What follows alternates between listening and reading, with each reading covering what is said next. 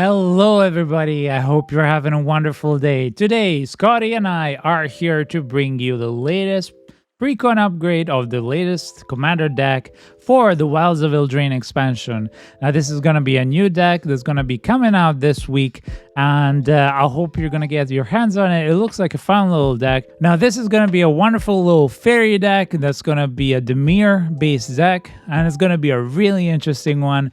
So without further ado, let's get into it and let's upgrade this deck. If you're new to our series, first off, welcome. Secondly, what we usually do here is we give you an up-to-date best list of all the cards that you could play to make the deck the strongest possible. We do keep the same commander that comes in the precon. I would just basically power up the precon as strong as it can be. We tend to take a couple of themes and then just follow those through. Now, if you're interested in figuring out what cards we will keep and which ones we will cut, make sure to stick around to the channel because we will be making a video of unboxing and reviewing the deck proper, and there we will be able to tell you which cards we'll keep and which cards we'll remove. And also in this series, we do not give you a set deck list on how to play a 100-card deck. We give you a wide range of options, and then it's up to you to decide which cards you want to use to your deck.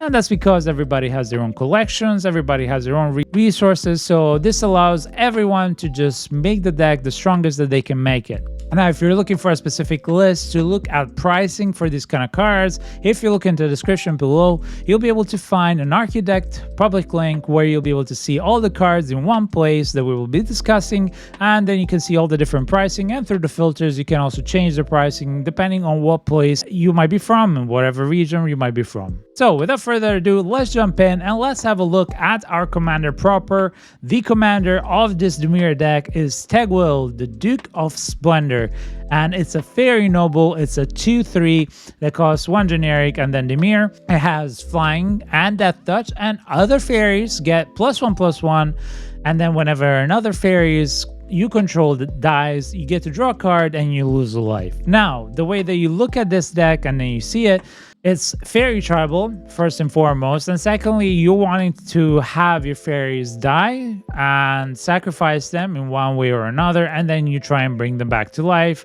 to be able to get the best effect and get a draw advantage on your opponents. So because of the commander, you might be tempted, especially for the first ability, to go for the fairy tribal, and I think this is kind of a little bit of a trap. Yes, you really want to use fairies, and that's fine, and you can and you should power them up, but the main idea is that sack ability, and also the fact, well, not sack ability, but the ability to draw a card whenever you do have a fairy die on your side, and also the fact that you are in 2 of the strongest colors for control in Magic the Gathering. So the way that we will build the slew of cards that we'll provide is around these 3 main themes.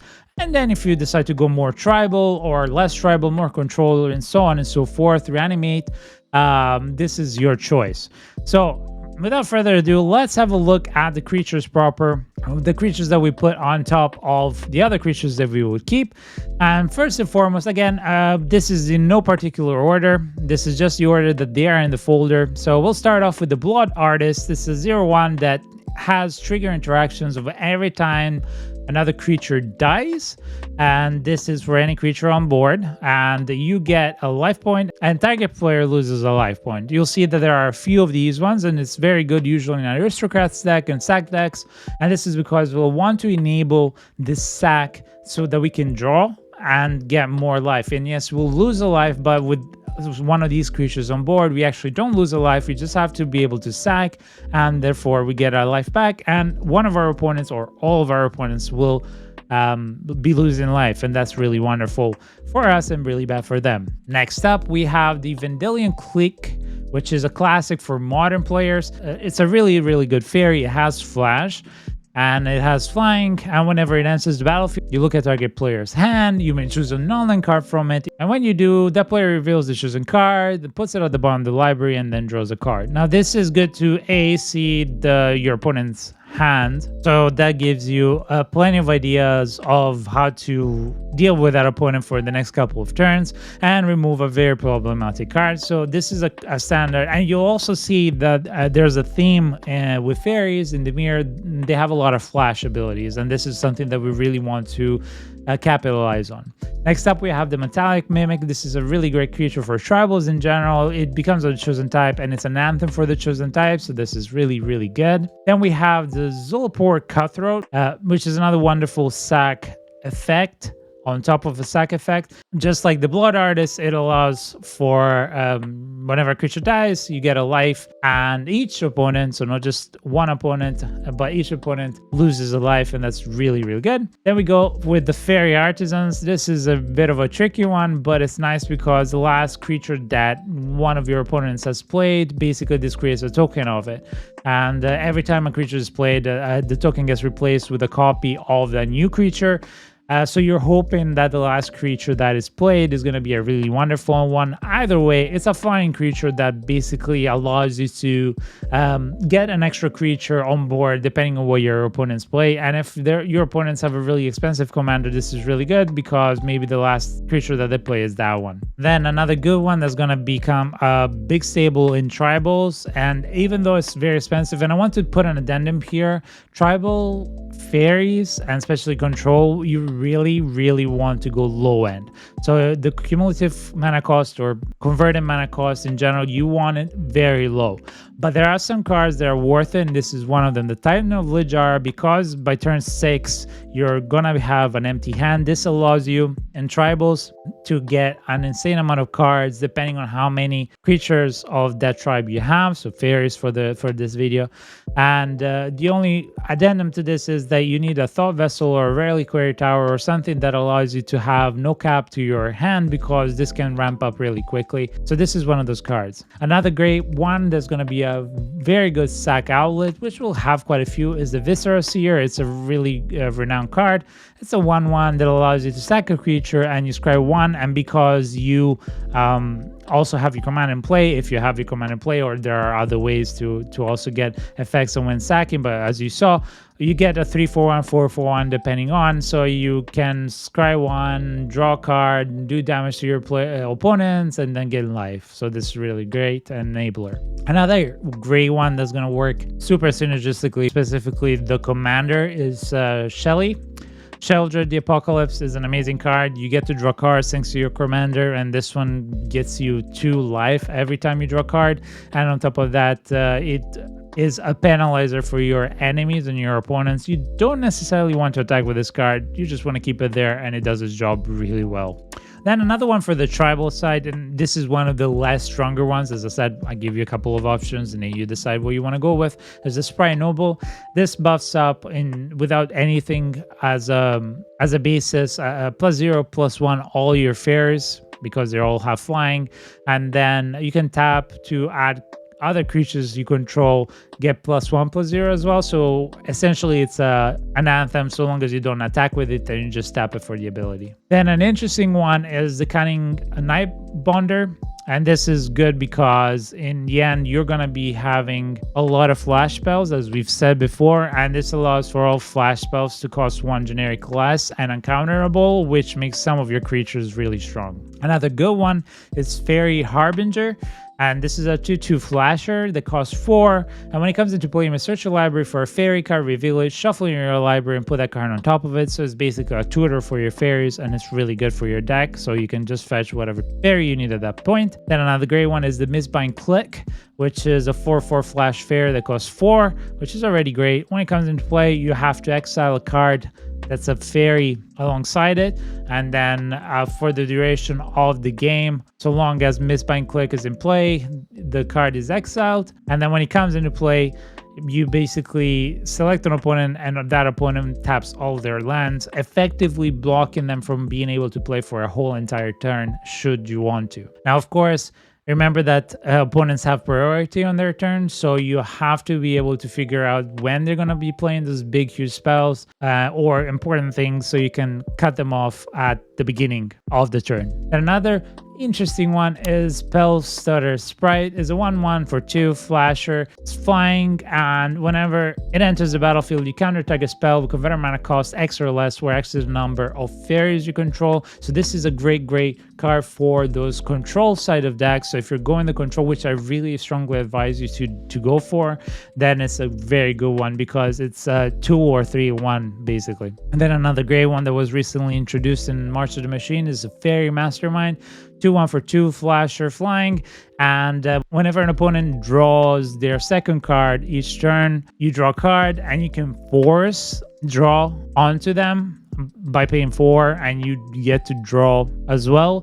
I wouldn't use the second ability too much, but it's also a good one just in case you're tapped out and you need more draws, because then it enables several draws, and you have this and you have a sack outlet and your commander, you're going to be drawing like 3, 4, 5 cards in one turn, and that's insane. Then we get Pitiless Splendor, which is another one for the sack outlet effects. This is a byproduct. For any creature that dies, it creates a treasure token, and this allows you to ramp into the more expensive spells in the deck. Then another interesting one is Fairy Swarm. It's a 4-coster star, has flying, and its power and toughness is equal to the number of blue permanents that you control. And since you're going to have quite a few of those, this is really good. And remember, it has flying and you can buff it up with all the other fairies. Then another great one is Fairy Vandal. It's a 1/2 for 2, has flash, has flying, and whenever you draw your second card each turn, you get to put a +1/+1 counter on it, which stays. So even though it's only 1 counter per turn, it's still going to be very strong, and if you keep it there at the beginning, you can grow it severely. Then this is one of the part of the cards of a combo, and we'll get to the combos in just a bit after the creatures, but we have Tessa's Oracle, and basically the only reason why it's here, I'm not a huge fan of this, but Dimir usually goes around Tessa's Oracle as a combo. Basically, you mill your whole entire deck and you already have it in hand, and then you win the game automatically. This is not how I would build the deck. I find it a little bit cheesy, especially because you can easily go and fetch it with the tutors, and it's really a 2-card combo. But should you want to go that way, that's also a possibility. Then another one of the new cards is Talion's Messenger. I was surprised this one wasn't in the deck. It's a 1/3 flyer that costs 3. Whenever you attack with 1 or more fairies, you draw a card, then discard a card, so you loot. And then when you discard a card this way, you put a +1/+1 counter on target fairy you control. That's really good. It's unfortunate that it's only for this ability, and so you can't do it for every fairy that attacks.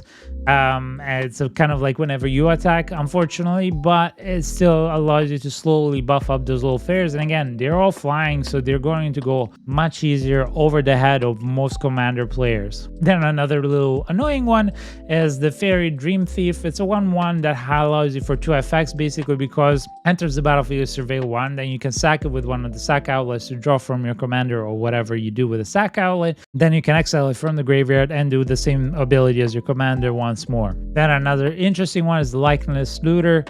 It allows you to loot by tapping it, and it's a fairy shapeshifter, and it becomes a creature card from the graveyard with mana value X, except that it's flying and this ability that you can copy it.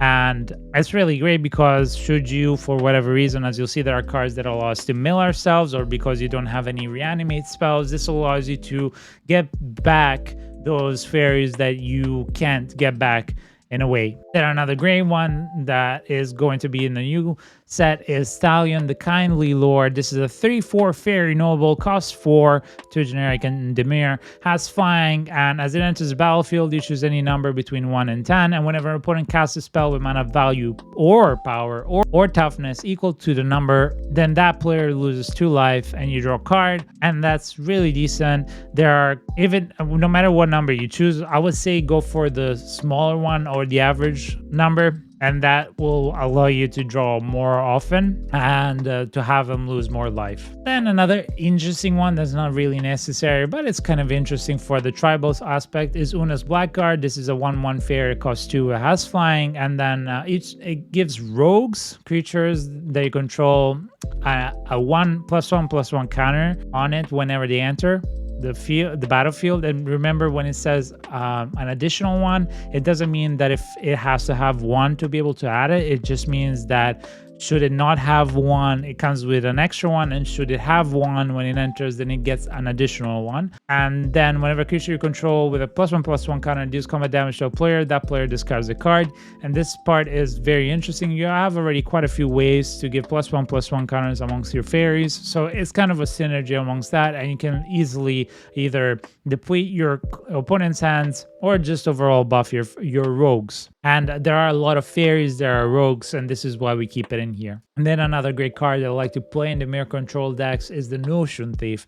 This is a wonderful one. You flash it in, and again another spell with flash, and whenever the opponent would draw a card, except the first draw in that turn, instead you get to draw that card and they skip that draw, effectively nullifying any semblance of extra draws, which is really wonderful. You have to be careful if your opponents are going to be playing the Orcish Bowmasters, but otherwise it's a very good card. And then speaking of Orcish Bowmasters, we have the Orcish Bowmasters, and this is kind of a card that's starting to become a staple in general, and mainly because if you get it, you can shut down a lot of extra draw decks, and that's a really wonderful way to deal with things. And it gets extra tokens that can then be sacrificed and enable some other synergies with your deck, but it's in no way a necessary card for this deck, so if you don't have it, it's not a problem. Then next up, we're going to go on to the combos. So the first one is going to be a 3-part combo. It is the Filigree Sages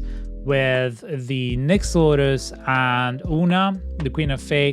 And basically all you need to do is have all three in play, and with the Nyx Lotus you can basically create 4 mana every time, and then untap the artifact with the extra mana, effectively generating 1 mana each turn. And and untapping it constantly, so this allows you for extra mana generation to an infinite amount. Although it is a 3-part, so it's kind of hard to get, and I don't necessarily advise to use combos in your deck, but should you want to, that's one. And then the other one that's kind of a standard in the mirror, this is Thessa's Oracle, which allows you to sorcery your deck for a specific amount of cards, a library equal to devotion, and then if you have no more cards or if X is greater, you just win the game.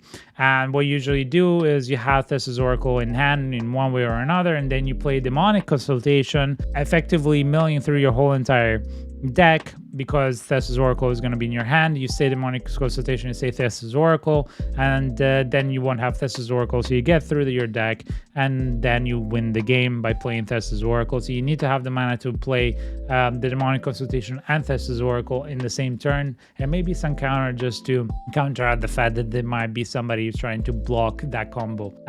But again, I don't advise you playing combos necessarily, and I really don't like Thessa's Oracle. Its combo is kind of a cheesy one, so that's it. And now next up, let's have a look at artifacts. We'll start off with Phyrexian Altar, and this is one of the cards that we advise you to use to get specific mana of colors. You don't need that much because in the end it's only a 2-color commander, but this one is also great because it allows you to pump up mana with maybe some other tokens or some cards that you're going to bring back, and then also allow that synergy for the sack outlet. I would add a caveat. Usually in our videos, we don't necessarily go down the road of telling people that they should play the Moxen, the Mana Vault, the Monolith, and all of that, and the Jewel Lotus, namely because if you have them, you got them, and you can just, use the mana artifacts as you please. We're just going down the utility route, and that's about it. And then you decide how you build your mana base. Then another great one is the Binding of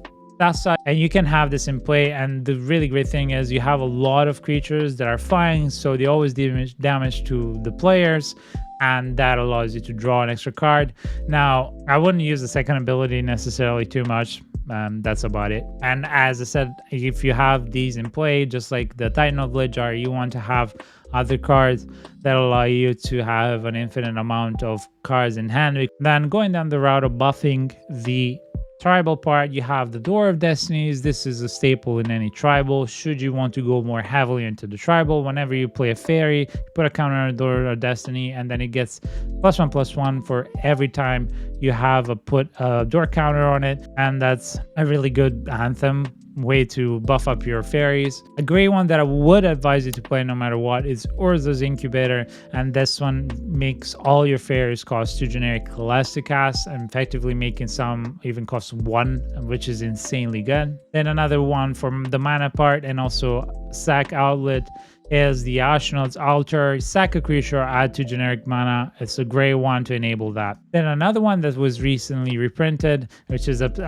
kind of a two-part here, is the Gem Medallion and the Sapphire Medallion. And these are really good because in a control, you want to be able to cast as many spells as possible. I mean, in general, in Magic, you want to be able to do that in a turn, but in a control, it's even better because you need to control your opponent's turns as much as possible, preventing them from either going over the top too much or from attacking you too much. And the good thing is, by making your spells that much cheaper, you can do more spells in a whole turn by the time it comes back to you. So Gem Medallion and Sapphire Medallion are definitely 2 medallions that I would use in this deck, and I don't usually necessarily see these as a necessity in all commander decks. Then another great one that we talk about is the Thought Vessel. Again, you want no maximum hand size because you're going to be drawing a lot.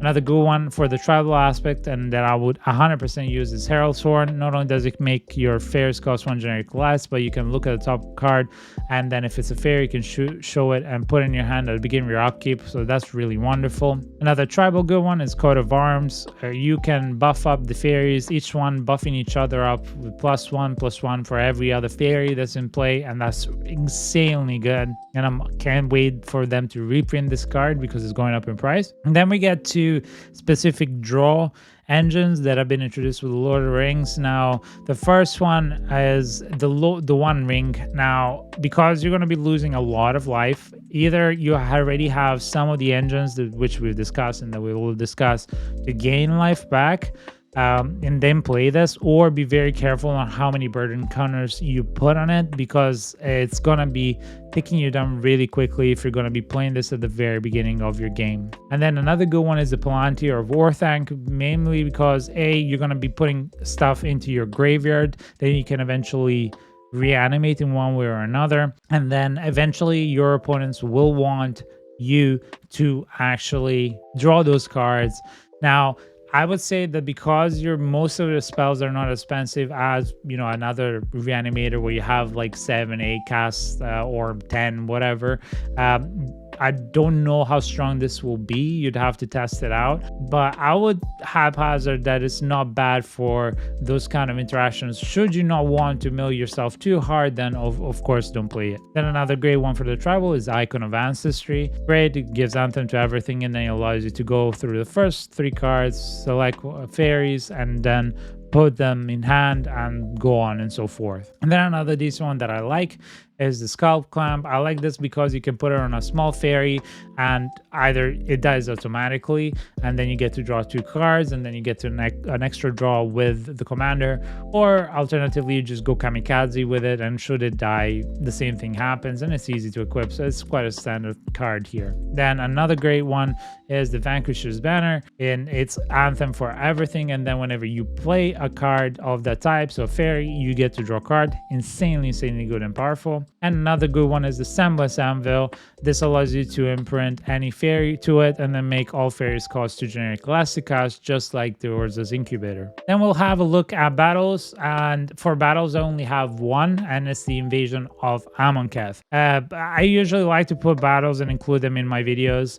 as a thing that synergizes, and I think the Invasion of Amonkhet is really nice. You get to mill everybody, you get to draw a card with the front side, and then when you flip it, which is going to be fairly easy to flip because you have flyers, then you can copy a specific fairy in your graveyard, and you basically have a copy of it, except that it's also a 4/4 black zombie, and it will have flying on top of that. So it's a decent card, and you can get one of those fairies that are extremely good that you might not be able to reanimate in any other way. Then it's time to look at enchantments, and I'm going to start with the all-star for fairies. This is Bitter Blossom. This is an amazing one because you just generate at the beginning of your upkeep 1 fairy, 1/1 token with flying. That's also a rogue, and you just lose a life for it. Once you get to a certain point, you won't care too much about the life lost using these abilities, and that's because you'll be using cards like Sanguine Bond and also Exquisite Blood, which we'll get to in a bit.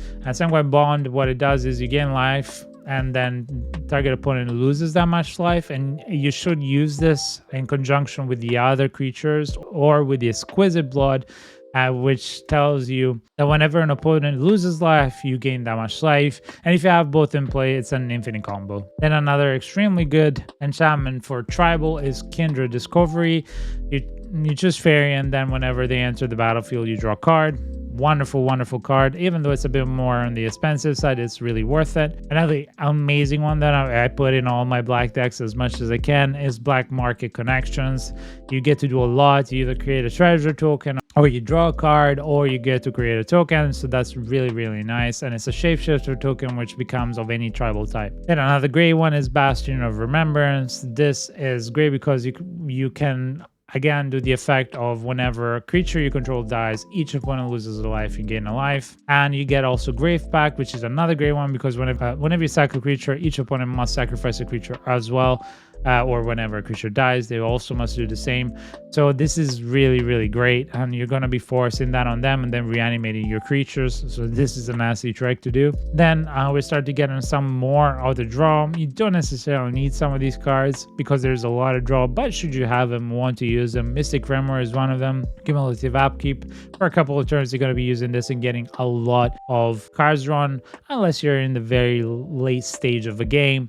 But still, it's a very good card to get you some draws as for a couple of your turns. Then another good one is Animate Dead. You get to reanimate a creature, gets -1, -0, and that's it. So long as you have Animate Dead in play, the creature stays in play. And another great draw enchantment is Ristic Study. Another wonderful one that can really get out of end really quickly because your opponents are not going to be wanting to pay the cost too much in early game. And then we get Fire Action Reclamation, one of the reanimate enchantments, and this is a great one. It's not reanimate into play, but it's more of a return to hand. It's still wonderful because your fairies are not expensive. Then you have the Meat Hook Massacre, which is an insanely expensive card now, but it's a great enchantment. You minus everything, you get to draw as many cards, and you get to do as many triggers of, the creature has died as you have, and then you do an extra one because of the enchantment itself. And whenever a creature an opponent controls dies, you get to gain a life. And again,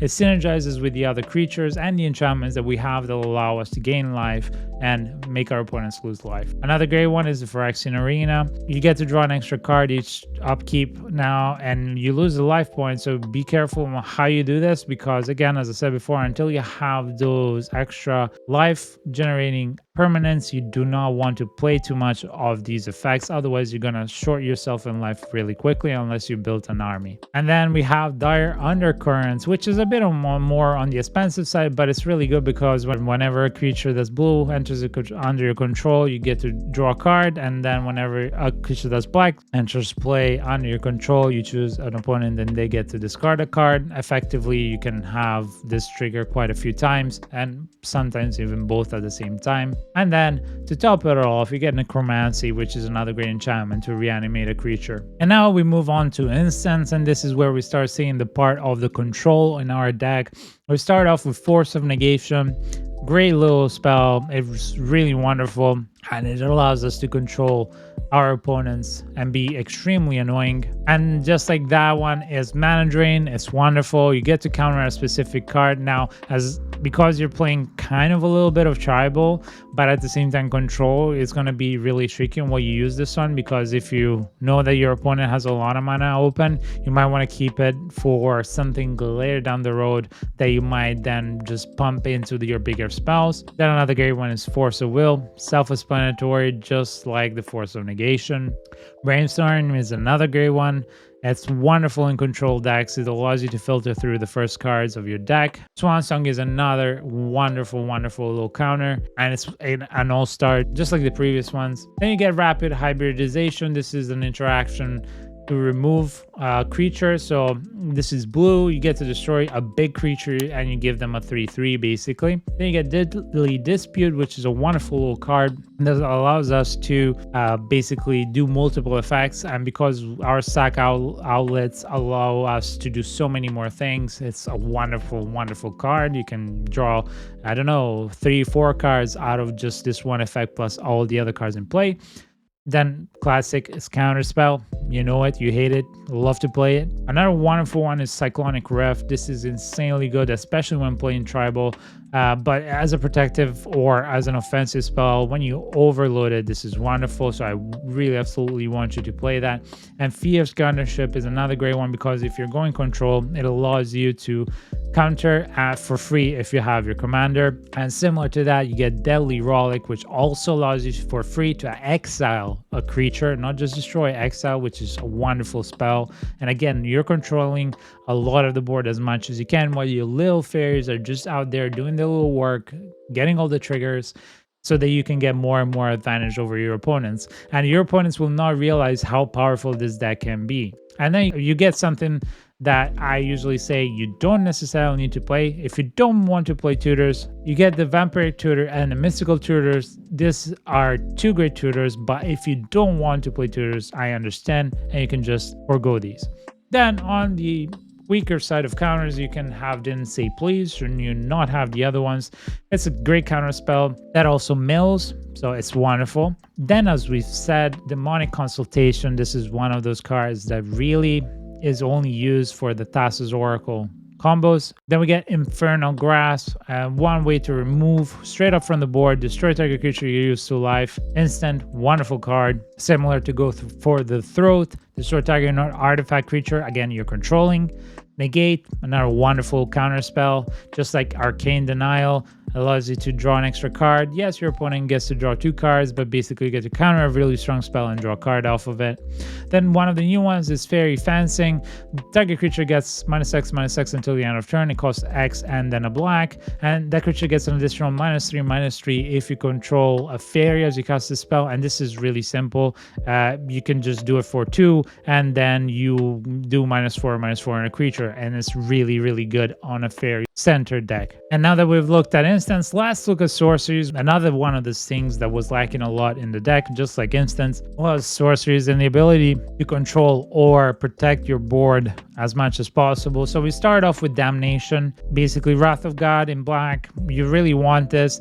You get a lot of triggers out of this if you have to cast it in your commander and your synergies are in play, and then hopefully you can bring it back with some Reanimate. Either way, it's a good way to protect your game from losing. Then we start looking at some Reanimate. We have Unearth, return a target creature card with mana value 3 or less from graveyard to the battlefield. You'll want to use this for that ability, less for the cycling unless you're really, really badly stuck on lands, because you have a lot of small little creatures that really you want back into play. The staple of Reanimate is Reanimate, and this is going to be in this deck. Wonderful little card, absolutely must play if you're going the Reanimate route. Then we get Toxic Deluge, just like Damnation, allows you to control the board. Then we get Stolen by the Fae. Now this is an interesting sorcery from the Throne of Eldraine. Return target creature with convert mana cost of X to their hand, and you get to create X blue fairies that with flying. Not a necessity, not the strongest one here, but should you not have the other ones, at least this one gets off the board a specific very strong creature or a strong creature, and you get to put some fairy defensive in play. Another good one is Mutilate, just like Damnation and just like Toxic Deluge. And then one to top it off is Torment of Hellfire, and whenever you do this with one of the synergistic combos, whenever you gain life, for example, this is an extremely good card, and it can spiral out of hand for your opponents quite quickly. Then another one that's going to become a staple, I believe, and blue tribals is Raise the Palisade.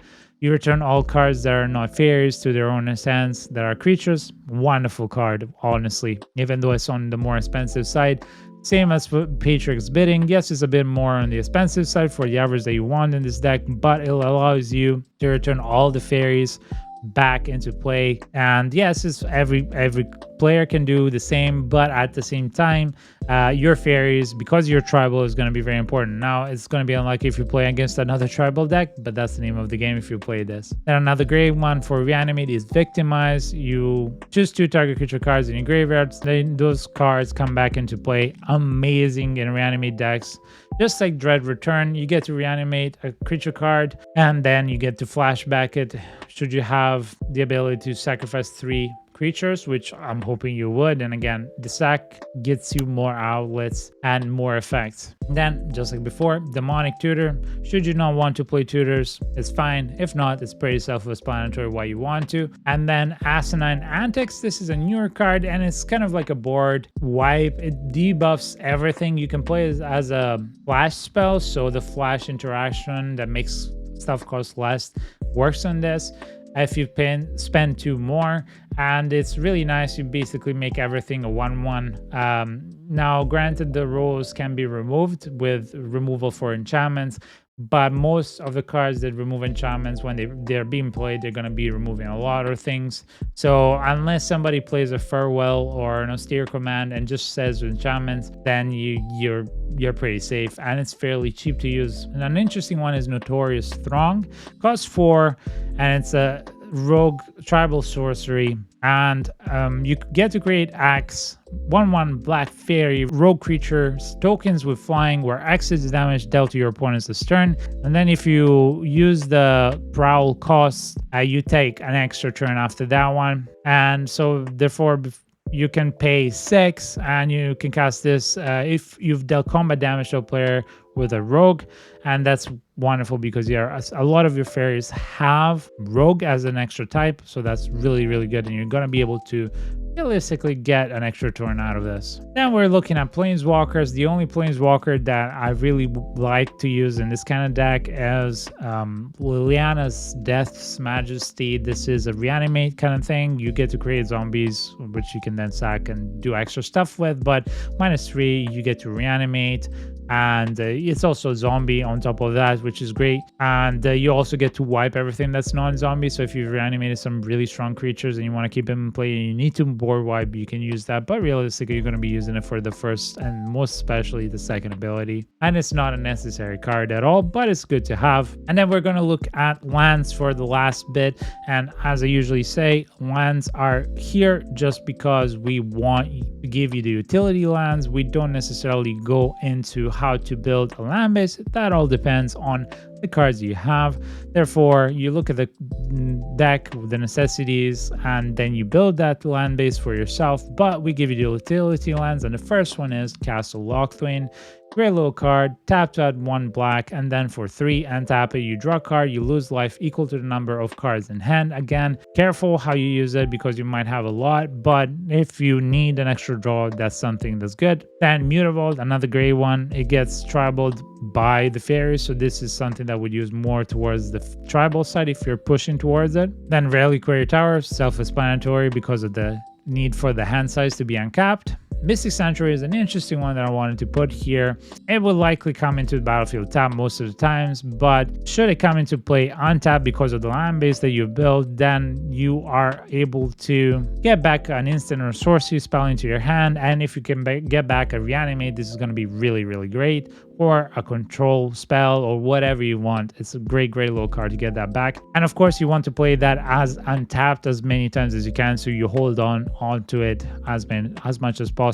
Then Rivendell is a decent one that you can play. It allows you to scry, and because you have a lot of draw effects, at least this allows you to first check which cards you're going to want to be drawing and which ones are not. Again, the only problem is you need legendary creatures in play for that, and we do have some. Then one of the staples is Cabal Coffers. This is usually used in tandem with the Urborg Tomb of Yavmoth, and that's just a great combo together. But in general, this allows you to ramp onto those spells that necessarily need more, as I've not used too much of the expensive spells into this deck. You don't necessarily need it. Again, this deck wants to be low on the board and quick and heavy on the control side, more so than just a normal tribal deck. And then you have Nykthos, Shrine to Nyx, because there are a lot of cards that have multiple colors and with the fairies, and not just multiple colors but the devotion as well. You have, you know, those either or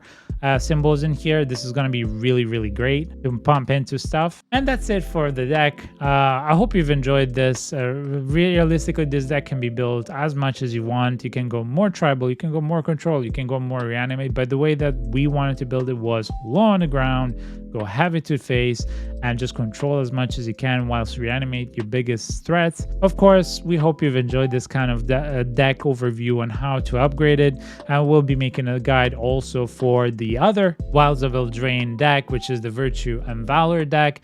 So make sure to stick around onto the channel for that.